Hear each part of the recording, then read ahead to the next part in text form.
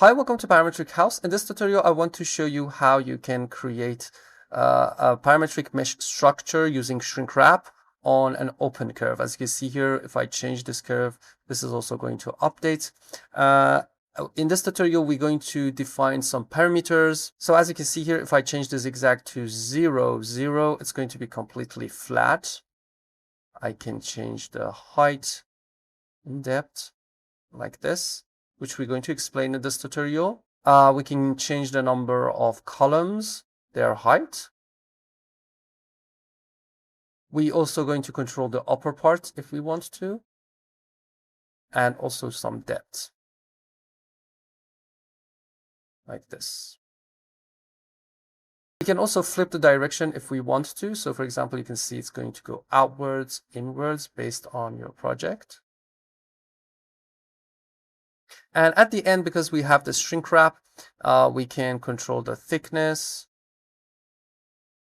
some resolution options here, smoothing, just going to smooth our mesh, and at the end we can quadri-mesh it, so we can convert it into quadri-mesh and create this final mesh, which is the end of this tutorial, and you will have this as the final result. So that is going to be the tutorial. Let's get started from scratch and learn this step by step.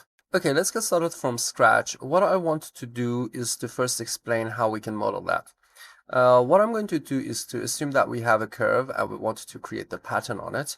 I'm going to create a line on the ground and in the x direction, for example, with the same length of this curve. Okay, so if this is like L, it's going to be also an L line. The reason I'm doing this is because after I created the structure, I'm going to flow it back on the curve. That's going to make it even easier because we are working in the XY plane, for example, XZ plane, okay?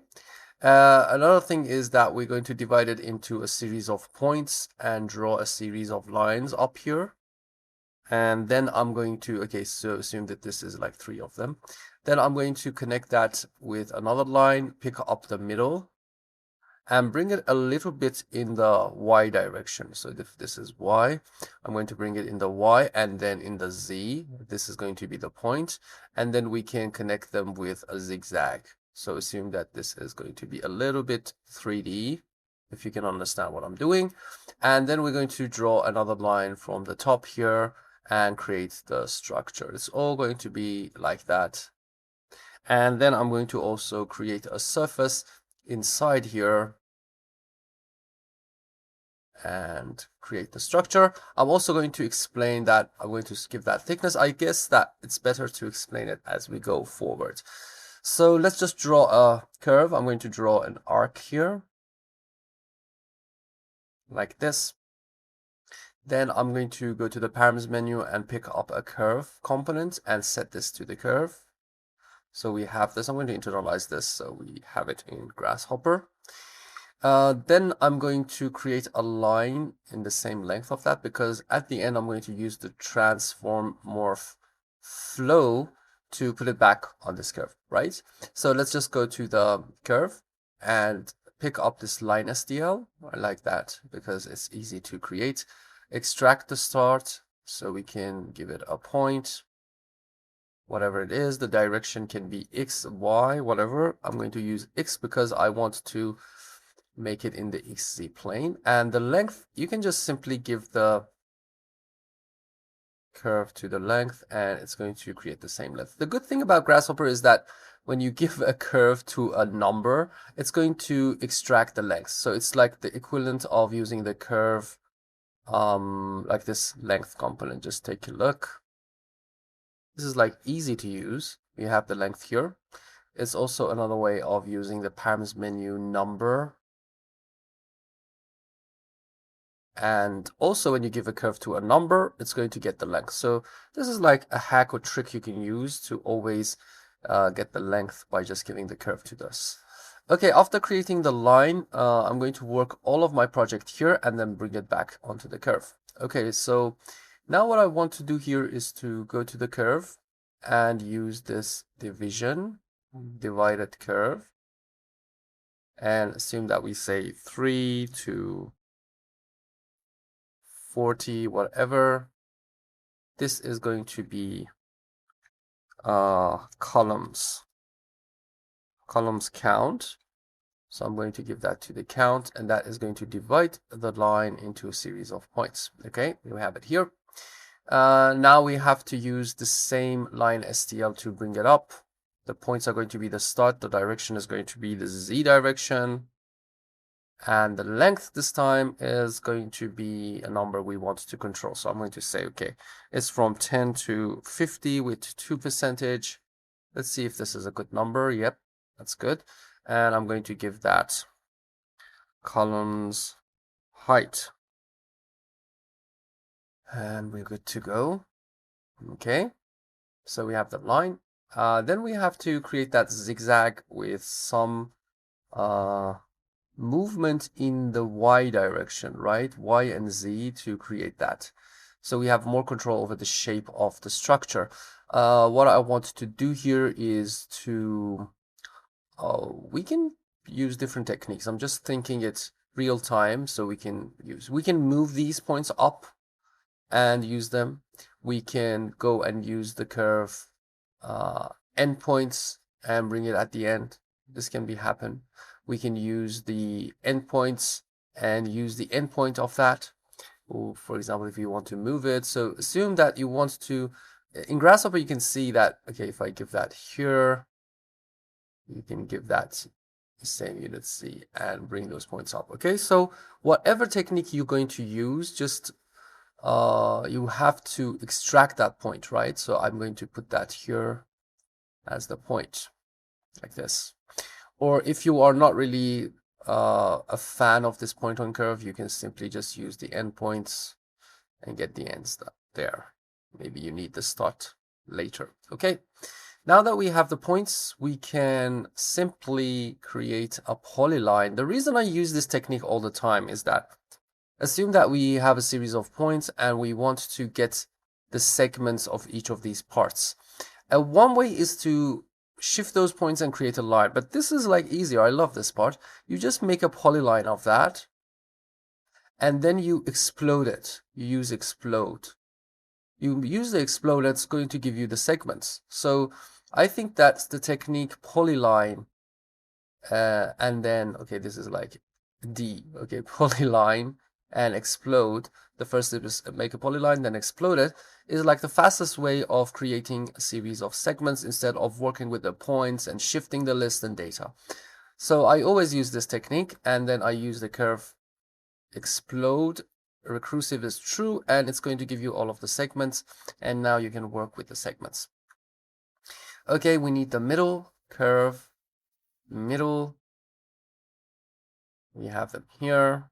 Just turn off everything. Now we have to work with this midpoint. I'm going to transform move it, or you can simply search for move. The direction is going to be in the Y and in the Z direction. So here, because I want to add two vectors, I'm going to go to the math and use this technique, addition, and add two vectors. So one of them is going to be in the Y direction, and another one is going to be in the Z direction. So I'm going to add up these two. And now I can give an amount I want, so that this is a good number. I don't know, just copying it here. It's a little bit too far, so I'm going to say, okay, from 0 to maybe 20. It's going this way. If you want to go it, okay, I think that's okay. Let's just take a look at it from here. It's in the Y direction, right? And then another one in the Z direction. So as you can see here, we move it in the Y and move it in the Z, and we will have it in the new space. These are the points. Now we just have to create that zigzag. Again, if you can create a polyline like this, I think that's like faster, and then you just explode it if you want to. So what I want to do here is to make a zigzag pattern. First of all, I have the points right here. I'm going to wire display hidden this so it's a clean algorithm when you get the file. And also another one is like this. Now we have to weave it. So we say, okay, pick one of that, and then the second group is going to be this point. Then pick up one of that. I think that's going to be okay. So we go to the set, list, and weave, or just search for weave. And we say start with the group stream 0 and then stream 1, and the pattern is by default 0, 1, so it's going to pick up 0, 1, 0, 0, 1, and then you just give that curve polyline technique again and explode it. And you can see here it's working. And I'm going to explode it. Again, we have this segments. I prefer to put it on a curve instead of a line because it's just like easier to handle. Okay, and that is going to be the next part. And then I'm going to also use the group point was like that. Okay, and I'm also going to create a line STL and bring it up. So curve line STL. Direction is in the Z direction. I think by default it's Z, as you can see here, 0, 0, 1. And then we can give it a length.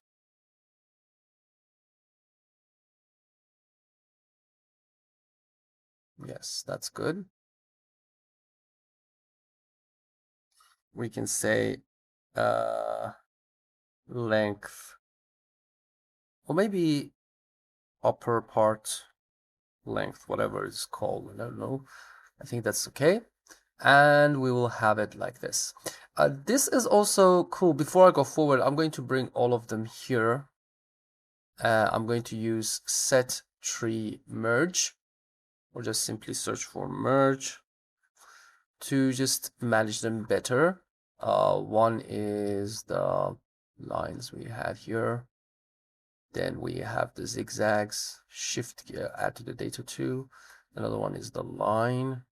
And I'm going to flatten so I have them all in one group. Okay, so that is a good technique of managing. Let's just make this wire display hidden so it's cleaner.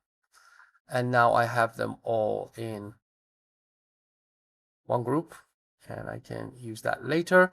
Another thing you can do before I go forward and explain more, you can use the surface multi-pipe.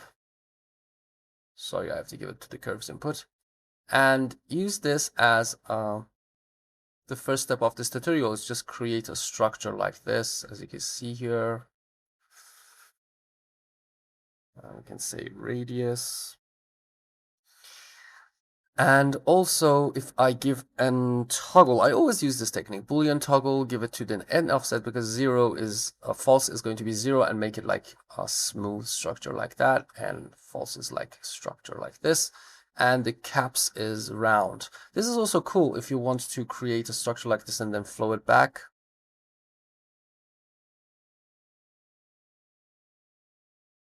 Before I go forward and explain more of this tutorial, just take a look at this.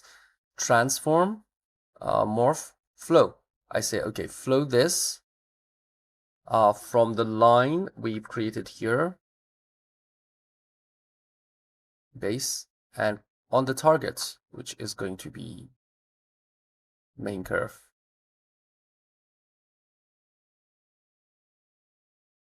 And as you can see here, you will have it on the curve, which is really cool. I'm going to wire display this hidden.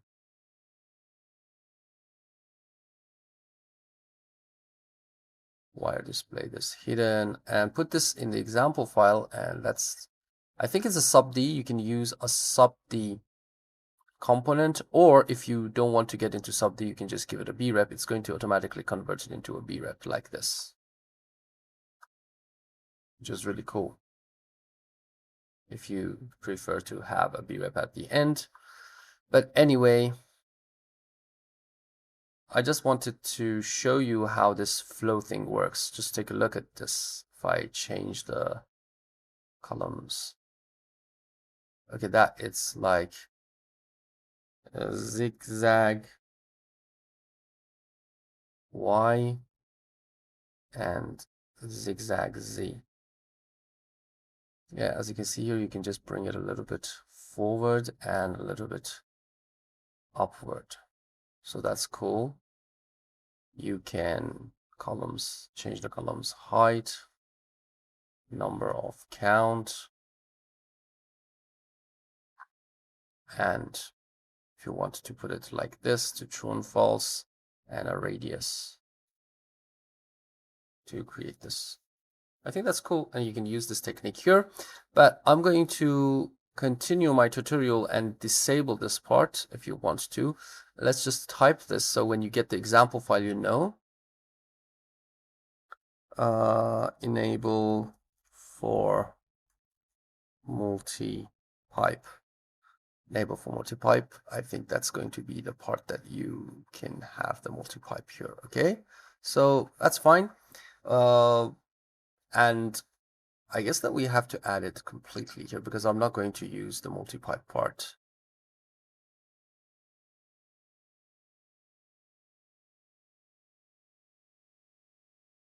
Add the group, a little bit down, and wire display this hidden. And that is to say, if you want to type smooth, for example, whatever. Okay, that is like a side part of this algorithm. We wanted to create more 3D parts and get into that final mesh. So that is like the extra part for enabling for multi-pipe if you need it. Let's go back to the tutorial and create some more 3D forms. Okay.